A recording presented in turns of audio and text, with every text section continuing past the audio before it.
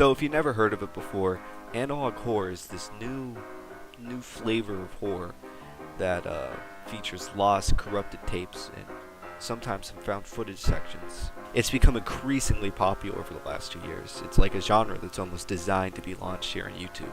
Because the thing about typical horror media, it's known to be fictional. If you get scared watching something like Scream, there's still an extremely clear divide between what's real and what isn't. Scream's just a movie, Ghostface is just a character. It can still be scary, sure, whatever. But it's clear that it's fiction. Analog horror is different though. See, YouTube is a platform dominated by reality content. There's vloggers, let's players, animators, and most creators like to present themselves as themselves.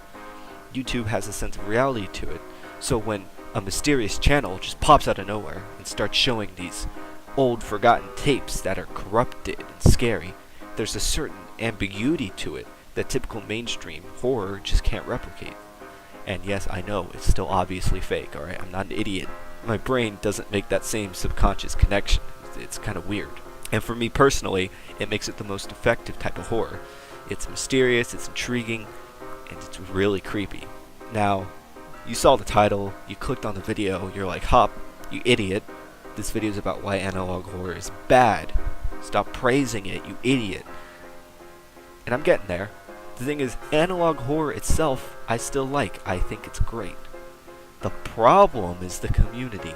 Now, I know that statement's been made by every commentary YouTuber ever, but will you just please trust me and listen to me for once in your life? See, the problem isn't analog horror, alright? It's where the series is going. It's where the community is taking it. Because at this point, there's oodles and oodles of series out there for you to watch. And they're all kind of imitating each other. See, I've seen a good few analog horror series at this point, and I've only recently realized it. It's become so formulaic that if you figure out how to do it, it's very easy to make it well. You know, as long as you can edit. And because of all this, I've decided to put together, personally, Hop's Big Boy Guide to Making Analog Horror for Big Boys. Trademark. Alright, so let's get into it, shall we? Step 1. Think of a creepy evil entity. Now, it can be anything, really. It could be like a secret organization, aliens, ghosts, spooky animatronics, whatever you want. Whatever you want. It just has to be more powerful than those trying to stop it, which is usually the entirety of humanity. Step 2. You have to pick a cover-up platform, right? So whatever these tapes are supposed to look like, that's what you gotta make them do. So like Local 58, that's a very popular series. Its cover-up platform is the network itself, Local 58. Step 3, you gotta make videos that are created by, and you can't see me, I got air quotes, you gotta make them created by your cover-up platform. Step 4, introduce corruptions. Now, corruptions are the critical part. Alright, corruptions are when your evil entity is trying to communicate to the viewer through the cover-up platform, right? Now, when you do it, there's a certain formula to do it to get it right. You can't just go in all at once, alright? The first few moments of the video, like I'd say the first minute and a half, they have to be just regular old tape stuff. They can't have any corruptions. Corruptions you introduce slowly and not all at once. When you do introduce them, you have to make sure that it goes right back until at one point the entire video is taken over. Boom, that's your video. Good job, that's a wrap. Congrats, you made an analog horror video. Don't leave yet. Not done. I still got some tips for you because let's be honest, you're kind of lost without me. So here's some tips. The first tip, just avoid jump scares altogether, because analog horror likes to build on eeriness and not just like straight up fear. If you choose to do a jump scare because you're stupid and you don't want to listen to me, don't make it big boy jump scare all in your face FNAF. Don't do that. That's not good. Just make them like just tasteful. Alright, tasteful jump scares. Second tip, use real faces. Alright. A lot of analog horror does this because it's very effective. It makes everything seem more cemented in actual reality. And the best way to do this is just take pictures of people you know, yourself, your friends, your family, your rabbi, whoever. Then, once you have your pictures, just take them into your camera roll, do the little flippy doodah distort thing, hide them in the corner, Don't draw too much attention to them, and you're good. Another tip, this one's obvious, I know, but I feel like I have to say it. Remember the audio. The audio is half as important, alright? The audio is half a video. And if you forget that, you're not very good at filmmaking. So make sure your audio sounds good.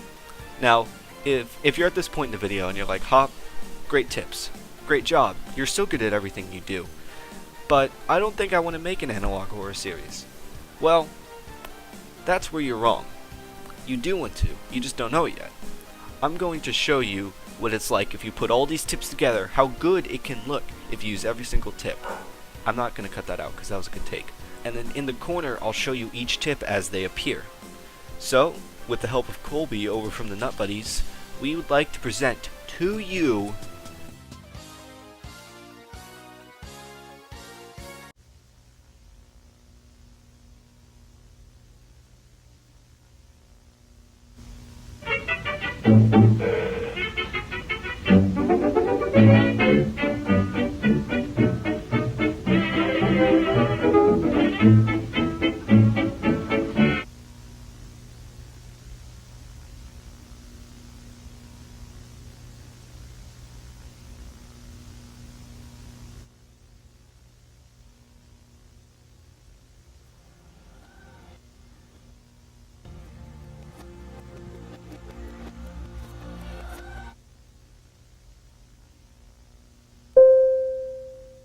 I just shit my pants. Lol.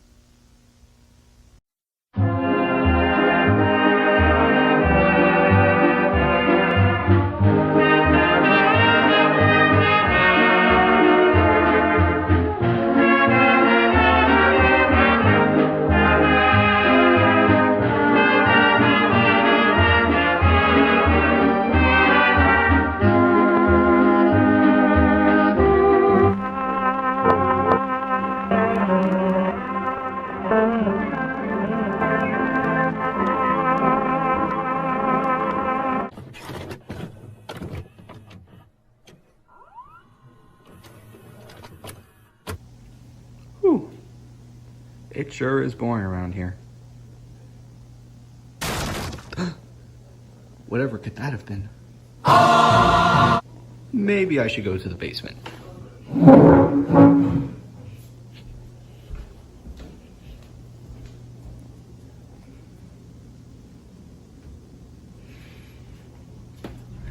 Hello? Hello? Who is there? What are you doing here? Oh, you got...